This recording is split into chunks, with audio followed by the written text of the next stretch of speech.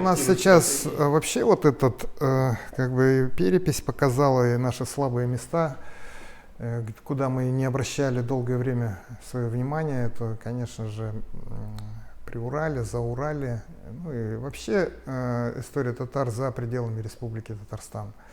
Это огромное поле для приложения исследовательских усилий, тем более, что основная часть татар, она как раз проживает за пределами Татарстана.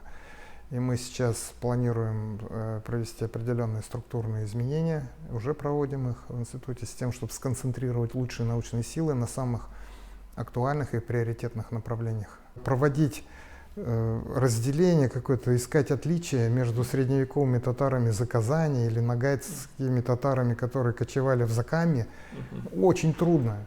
По сути, один язык, одна культура, одни обычаи, одни традиции. Но одни кочевники, а другие землепашцы нет. Ну, там тоже все условно же, потому что наши землепашцы, они тоже и кочевьями занимались. И их вот эта вот международная торговля, это тоже своеобразная номадическая форма жизни. То есть, если мы вот за Казань посмотрим, там же центр вот этой международной торговли был в 18 веке, возник. Не где-то именно в Заказании, а что это такое международная торговля? Вот он из деревни, предположим, Ташкичу или Тюбян-Березка, или там старый Большой Менгер, он выехал и ушел через казахские степи в Бухару, или же ушел в Китай, потом вернулся. То есть это постоянный образ жизни был, это номадический образ жизни, это по сути кочевье. Они не с военной только точки зрения делались, а с точки зрения торговли. Вот изначально, с самого начала это неправильно, то есть приравнивание сословия к этничности. Вот эти вот сословные понятия, по которым сейчас ведутся баталии среди публицистов, общественности, в соцсетях, и которыми неоправданно манипулируют в ряде так называемых исследований, подменяя сословными обозначениями этничность и наоборот, конечно же, это требует уже научного вмешательства. И вот нам удалось впервые собрать за одним столом как бы научным самых крупных исследователей социальной структуры тюркского населения в России. Там у нас были представители самых разных регионов. И просто посидеть и обобщить тот материал, который был, и посмотреть, куда идти дальше, потому что это абсолютно неизученное поле было. И то, что вот эта сословная лестница, или как ее можно назвать, когда татарин, например, бежавший от крещения или бежавший в поисках лучшей доли на свободной земле в Приурале, он вначале там был как бы бобылем, тептерем, потом в силу различных ситуаций записывался в башкирцы, потом это закреплялось, и в итоге становилось как бы признаком его национальности. Это тоже же вот, ну как не становилось признаком национальности, а это начали использовать как обозначение национальности. Хотя есть воспоминания, есть шаджара, есть как бы менталитет, идентичность. Это вот как Арамис Латыпов побывал в Илишевском районе, где все говорят на татарском и говорят мы татары, но они записаны башкиром. Ну да, возможно, в исторических документах с 5-й ревизии начиная они все башкиры там, но это же не говорит о том, что у них национальность башкир. Вообще все народы, да и вот если и башкир взять, там масса компонентов, масса. У казанских татар, у татар Мещеры тоже они неоднородны.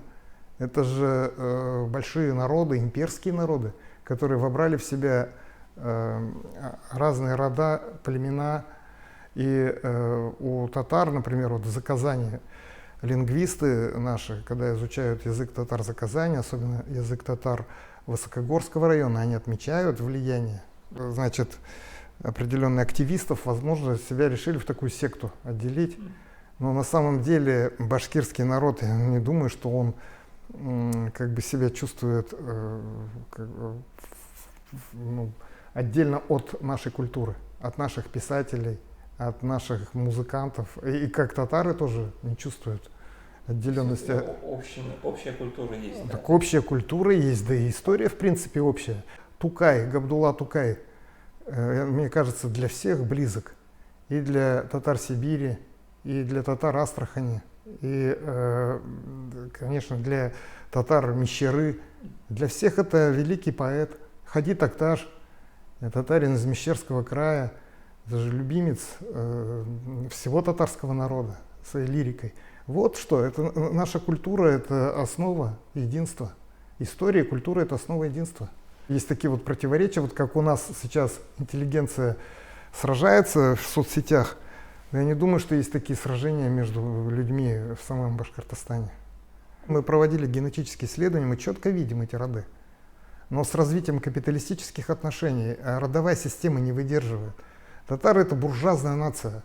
Вот так получилось, что с XVIII века, с реформ Петра, это также и в силу сословной происхождения, то есть страта служилых татар, она стала же ядром преобразования вот этих, и они же стали строителями российского флота.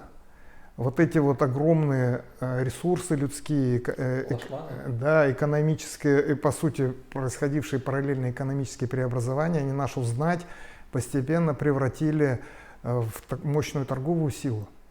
Не приведет ли вот это вот родовые, как бы разные роды к определенным противоречиям в будущем? Мы же не знаем, как будущее поколение это все воспримет.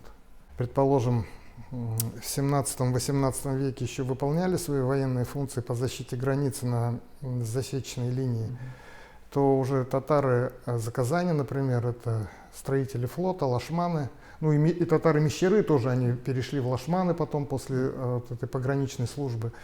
И вот на основе этого уже развивалось предпринимательство. Интересно, что вот, например, татары Мещеры, они так как получали очень хорошие земли, плодородные, чернозем и прочее, они активно занимались такой крестьянской торговлей. То есть они продавали значит, продукцию, это сельскохозяйственную продукцию, животноводческую продукцию. А татары за Казань, так как у них было чрезвычайно низкое качество почв, они в основном уже занимались вот посреднической деятельностью, они занимались производством, опираясь на те ресурсы, которые были на их территории, производство кумача, окраска, значит, это бязекрасильное производство. Это же огромные масштабы принимало все. Поэтому тут роды никак не могли сохраниться. Вот будет организована, ну, она уже сейчас проводится, выявление и публикация архивных источников. Это очень большая программа. Потому что эти архивы, которые нам открывают, уже закрывают белые страницы, белые пятна в истории татар, их надо обязательно выявлять систематически, изучать и представлять на суд общественности. Мы планируем, да и сейчас тоже, мы тесно работать с краеведческим движением. И уже вот у нас есть первый опыт такой, это Татаро-Уфимского уезда. Это как раз работа с документами. Она велась непосредственно с краеведами Республики Башкортостан, татарскими, и нашими ведущими учеными. Мы, значит, в этом совете уже приняли первые диссертации к защите. Мы надеемся, что в декабре они успешно пройдут. А что за диссертация? Диссертация, одна из диссертаций по археологии, а одна диссертация по истории российского флота. Но у нас уже портфель диссертаций. Мы буквально уже в начале года выходим. В первой половине следующего года у нас будет и защита докторских, в том числе и по истории татарского ислама, и, значит, по истории татар-кряшин.